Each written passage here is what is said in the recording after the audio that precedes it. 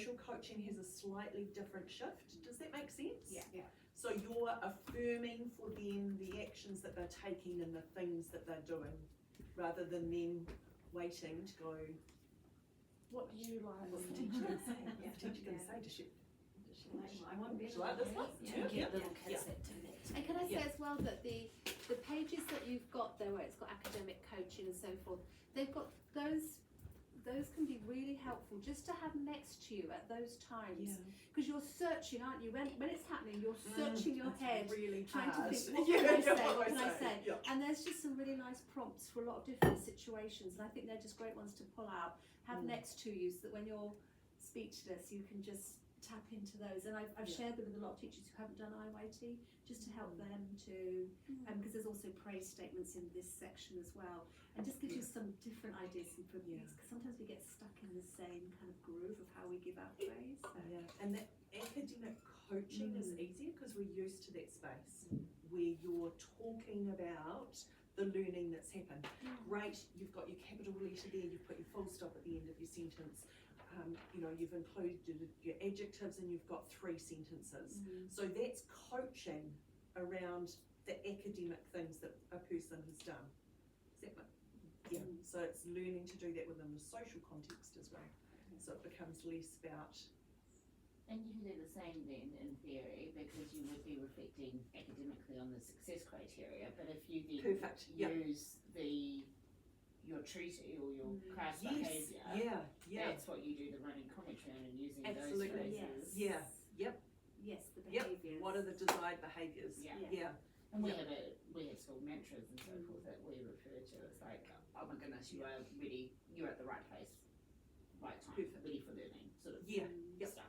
And I have to say as well, with the work that I've been doing with RTLB work, the biggest shifts I found you get when you start using coaching and praise statements and things, when you actually, I find them enormously helpful, but then we can forget about them. So I think, again, if they're there and visible just as a little reminder and nudge for you, I think it's really useful. Okay, so we're going to just move on a little bit and look at proximal praise, which we've been using as well in our models.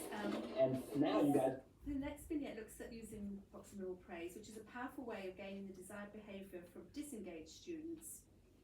So consider how the teacher uses. The next vignette is a good example of what we might. Sorry. Yeah, that's it.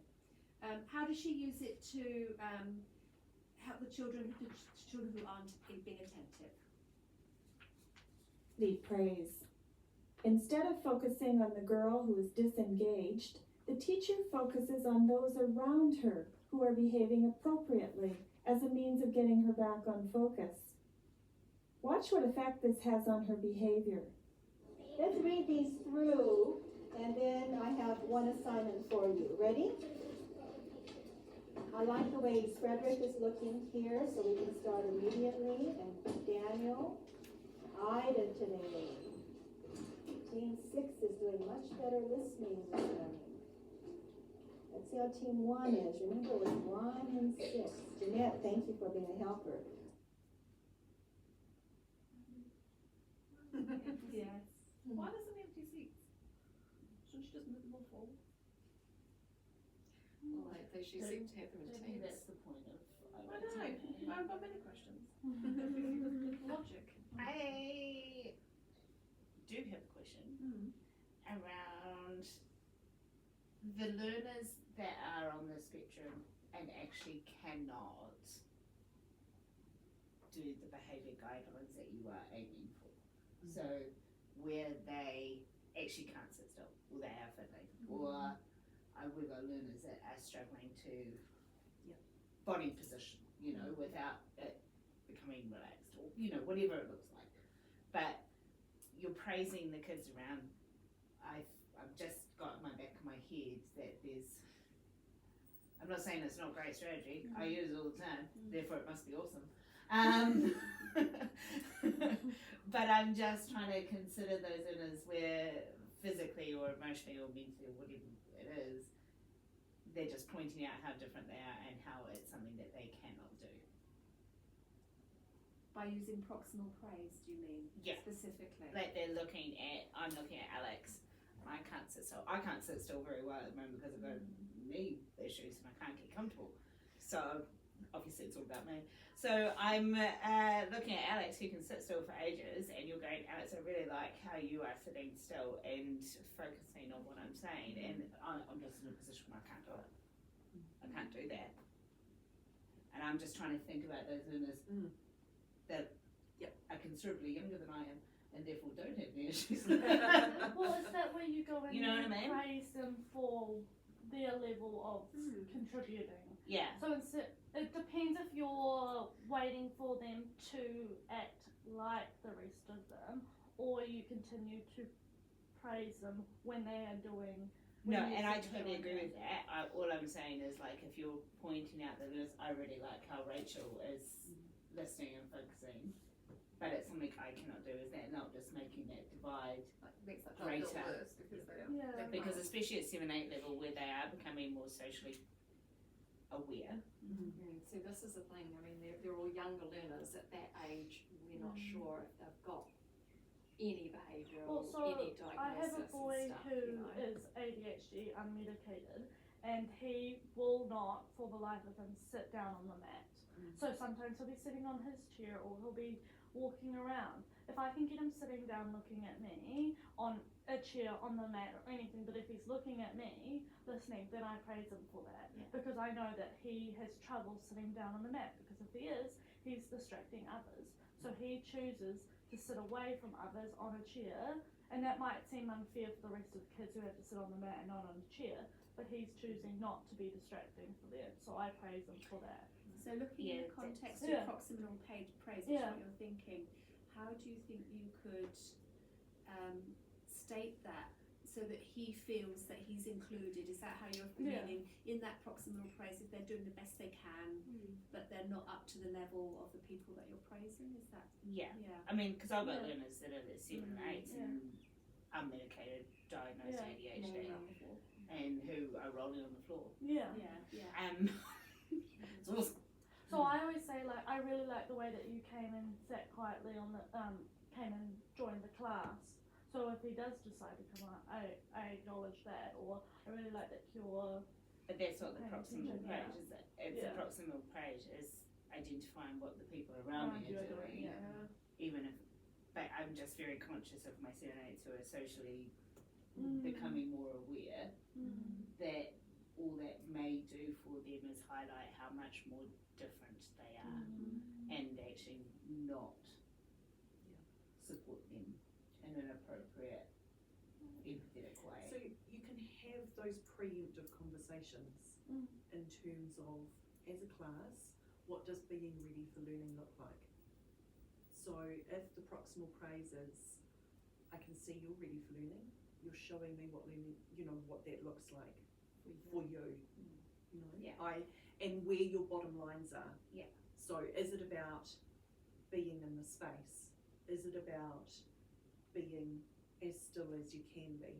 So you've identified where the bottom lines are. Yeah. So you can, you know whether this is going to be an acceptable behaviour for those particular students. Yeah. So the expectation might be, I can see you're with the group, you're ready for learning. I can see you've got your body still, and you're paying attention. So paying attention might look different to different students. And I think that's what's really important is that we're not saying that proximal praise, and probably where I was trying to get to in a really long roundabout way, of like going, I really like how you're sitting up straight and looking at me, because that does not necessarily mean I am not focusing the person next to you who can't sit still. Right? So, but being ready for learning is something that is still specific. You've got all of your books ready, you're in the right place at the right time, and you've got everything you need for learning. And that could be the same for everybody. So that comes with the preemptive conversation, where you've talked about what does ready for learning look like for you. because for some learners, they're gonna need to know specifically what it is. Yeah. When you say ready for learning, this is what it means for me, and this is what it means for me, and this is what it means for But me. that Yep. expectation is Yep. can be the same across all of them. They know Yes, they have to yes. bring Yep. a book, a pencil, their Chromebook, and they have to be there by 9:15. Yeah. They have to be in from the bell at 11:20. Yeah. Do you know what I mean? And that You is pick the the common same factors. thing Yeah. that can be there for everybody. And that might be where for your ADHD student, you're saying, love that you've got your book and your pencil ready to go, knowing full well they haven't got their book and their pencil, and they're going to go and get your book and your pencil and bring it because that's the bit, the stroke level. And equally, if you're directing it at a different child, but your ADHD child is kind of squirming, you can do things like, I can see people looking at me and highlight the things that that child is doing correctly and ignoring the other behaviour that they perhaps have no control over. So you're still giving them the part of the proximal praise. Yeah. Yes, it's how you, it takes a little bit of navigating, but it's, Okay. So equally please. It is, isn't it? Yeah. It is. And that comes down to that bottom bit on the pyramid, which is, it's all about our relationships and knowing who our students are and knowing what they need and being curious as to what's going to support them. So when you build on the next part of the pyramid around that praise, that you're incorporating that in to make it authentic and But also genuine. balancing that with the Yeah. expectations that everybody Yes. can obtain. Yep, absolutely. And how you frame that Yeah, yep, so that it is a level playing field for Yeah. everybody. Yep. Even though expectations may look different, yes, yeah, I and can you're not still give this exposing one anybody. message. Yeah, yep. You know, I expect everyone to Yeah. focus. Focus is generic enough to look different for other people. Yes, yeah, or even saying having what you need to focus. Yeah. So then for some students it might be a fidget toy, for other students that might be sitting on a particular, like in a wobbly chair, for others that might be So in they a don't space even want with to use nothing those else. wobbly chairs, they just get thrown around in our I hub. know, I do. I got told to Yeah. And they don't even use them because they don't want to be seen as different. Yeah. I think at that age it's really difficult too, is because they don't want to be seen as different at that age, and that I guess it depends on how they grew up communicating wise. Is it okay to be different or is it not? Because in my classroom I'm always mentioning it's okay to be different or have like a fidget toy or be sitting somewhere differently and stuff, and not because everyone needs to learn and how differently. So it's whether or not that's been accepted or not in their learning course or not. Well, that's the same with my husband's work. Yeah. They went from, so they don't have desks that they sit at, they don't have allocated spaces. There are standing desks, there are sitting desks, and you can come in the morning and you can be, I'm going to be standing most of the day because I'm in and out of meetings, I don't need to take up a chair desk, or I'm going to be sitting down mostly on phones, so I need to go in so it's suited to the different people. Do they have to book as That well? they They have to book in where they're gonna No, they just a first in, first served sort of thing. It is 12:30 like that. Yeah. I am very concerned though, reading the agenda, that we have not hit persistent coaching, positive forecasting or doubling the impact. I wouldn't worry at all because It's nice I'm of you to just- worry. yeah, you don't have to worry because that last little bit's very, very short. They're only, the persistence coaching isn't, but the other two are. So we'll definitely get through those, no problem after lunch. Easy. Also sort of social coaching. Yes, and social coaching. So, nice one. Yeah, so we'll stop now for lunch, and how long would you like? Do you think half an hour, or They can go get coffee. do you want to go get your coffee? Yes, that'll give you plenty of time to go and get your coffee. Should we say half an hour, maybe just till 1 o'clock? Would that work? Yep. Perfect. Okay. Hey Siri, set alarm 1 p.m. It's turned on. Go, guys! wonderful, thank you.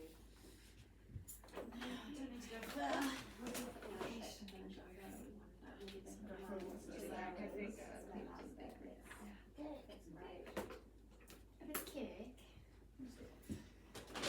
I want to juice them.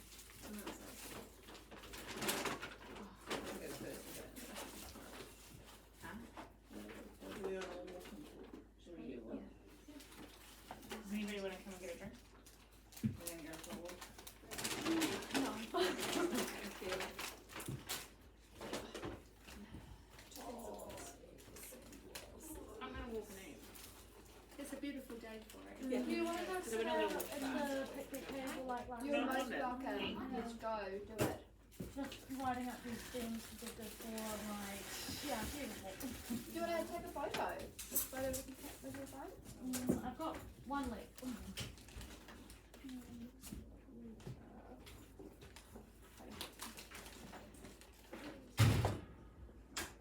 Oh, you like the pea chips as well.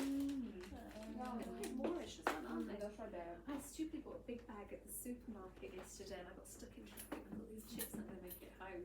So I'm trying to bite each one into 4 pieces so that I don't eat 4 times nibble. as many. Otherwise I'd have had the whole bag. Oh, easily done.